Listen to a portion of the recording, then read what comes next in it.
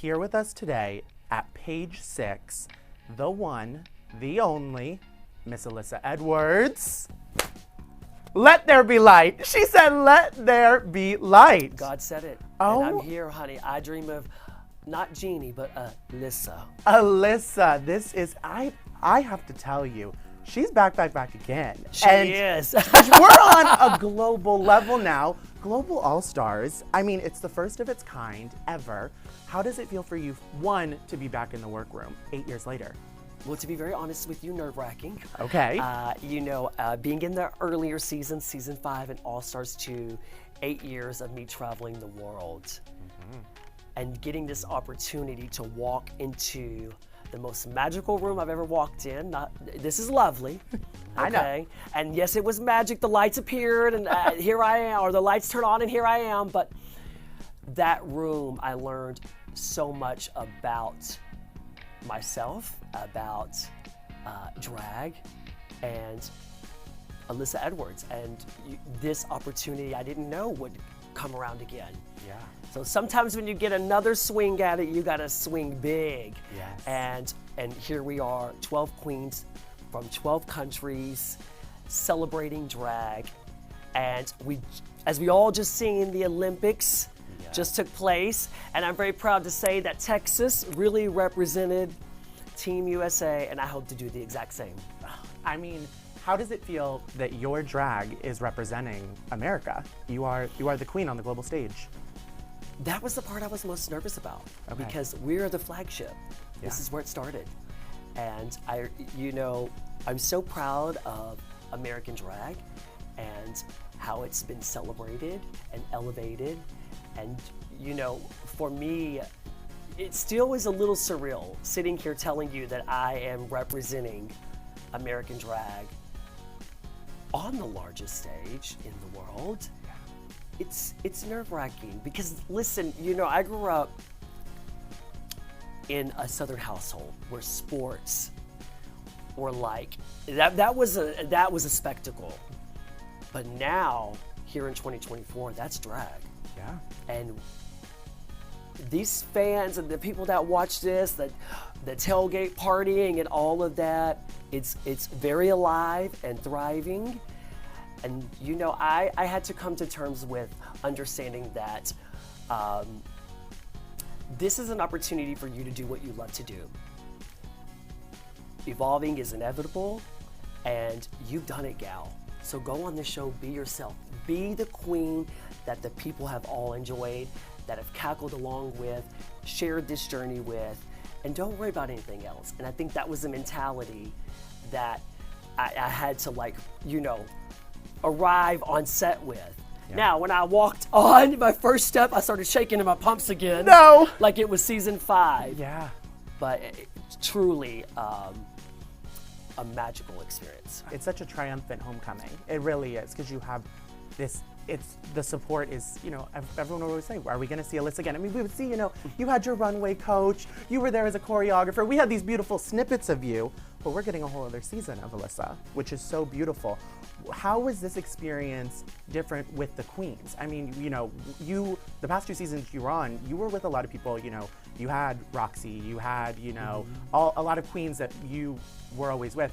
Now we have 11 international girls. What did you learn from them, and what was that like? I think me having the opportunity to sit alongside 11 other queens that celebrate and do drag very differently. It's a representation of not only their country, their culture, their community. There's a lot to be learned there. And I teach my students that knowledge is power, and that's the key to success. I didn't return to this stage for validation or vindication. This was a personal goal. Look, she didn't win the crown the first 2 times, but I'd like to think that I got the bigger win in the end, and that was winning the hearts of the people all around the world, and So this time, I didn't even really think about necessarily just the win of the crown.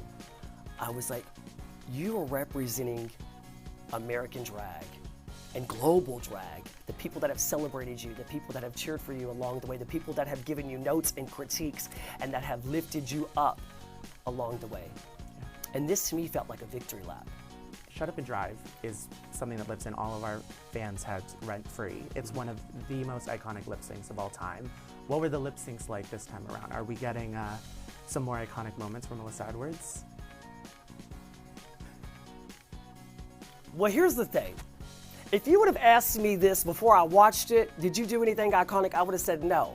Because I didn't think back rolls was that funny. Did you all think that was that funny? I didn't think it was that funny when y'all are watching it, it's probably funny and silly, right? But there, I did not think that that was going to be funny, or rigor mortis, or all these things. Yeah. And then you watch it and you're like, this is silly as hell. This lady is up on a global television show acting crazy.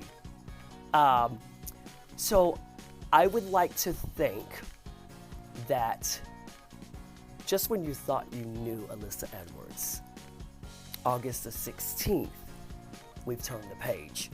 New chapter. A new chapter. Oh my goodness. Oh, that's so exciting. I also know that you recently shared the stage with Madonna. You were putting on your judging hat as well on her stage. Yes. What was that experience like? When I arrived at the concert, I had a little speech that I had prepared because I needed her to know how much she meant to me.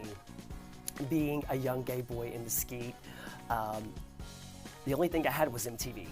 Oh my gosh. Outside of my little dance school, Yeah. right there in downtown, and seeing Vogue and seeing all of these dance videos really was my inspiration.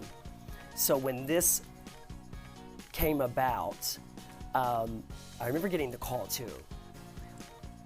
And they're like, do you think it's possible? We already said that, we told her that we didn't think it would be possible. I said, what if Madonna calls? You drop everything. And one thing I admire about this powerful human is this is somebody who knows what they want and how to get it. Down to details. Like I had picked out 3 outfits. She wanted to see all 3 on. This is a funny story. I got a message at like 1 in the morning. Madonna wants you to put on this outfit and take a picture. And I'm getting out of bed. My partner's like, what are you doing, Justin? And I'm like, oh, I need to go upstairs and try this outfit on. He's like, for what? And I said, for Madonna. And I remember him crawling out of bed. He's like, go ahead, if go Madonna ahead. calls, you get up. Yeah, no worries. But this is what I wrote, and this is my, I wrote 4 decades of art, resistance, and music. The celebration tour of the legendary Mother Madonna. I was like, my heart is overflowing with gratitude. Thank you for an unforgettable moment in my being. And I think, for me, when I start thinking of that, that's how I describe Madonna. You know, she has championed the LGBTQIA+ community when it wasn't cool. You know, when there wasn't people, she was at the forefront of all that. Let me say how I want to say this. When there wasn't people in Hollywood rallying behind all of us and celebrating all of us, but Madonna was there.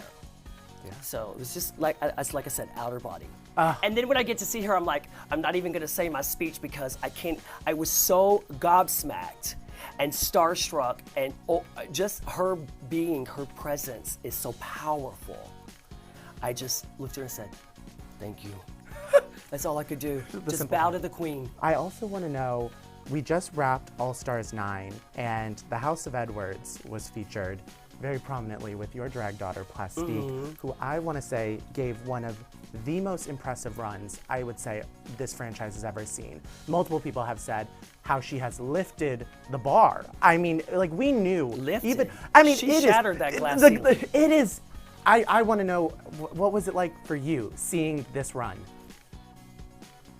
I always knew she was something special. The first time I met her in Dallas, Texas, in the Rose Room Theater, it was a talent night. And I got invited out. I never go out, never. I was like, let me go. So it was fate. And I remember meeting her and you know, truly, I knew instantly, this is going to be something. And sharing that with her. And then watching her this time, I remember texting her just throughout the season. I'm just so proud of you, and you should be so proud of yourself. She allowed herself to be vulnerable. I think she broke down a lot of walls that she had maybe put up, that she had built up to protect herself. And I thought her drag had not just a clear, precise vision, but it was so full of love. It was a love letter to her culture. And to me, not just Asian excellence, not just drag excellence. This was just excellent to be a small part of her world and sit back and watch. That's the greatest reward. And here's the thing. The drag was, the references, the fabulosity, all of it. It's like, where do we go from here now? That's what I'm saying. Like, I fear for the girls that have to follow. Like All Stars 10, I don't even know. We call it off. Like, it's done. Her talent show, to me, really stood out. Yes. Costume changes, breaks into a dance, the lights go out, then we got glow-in-the-dark Mortal Kombat swords going on. Those get thrown out, then the costume starts shooting out fireworks, and she starts roasting a marshmallow. That's Camp Mama. I looked around the room. Who's doing it like this? No one. Plastique. Except Plastique. I said, now that's how you do it right there. Proud Mama moment. Absolutely. The whole, yeah. Proud mama, proud fan, proud, queen, drag performer, whatever it be, proud is the word. Oh my gosh. And now it's your turn.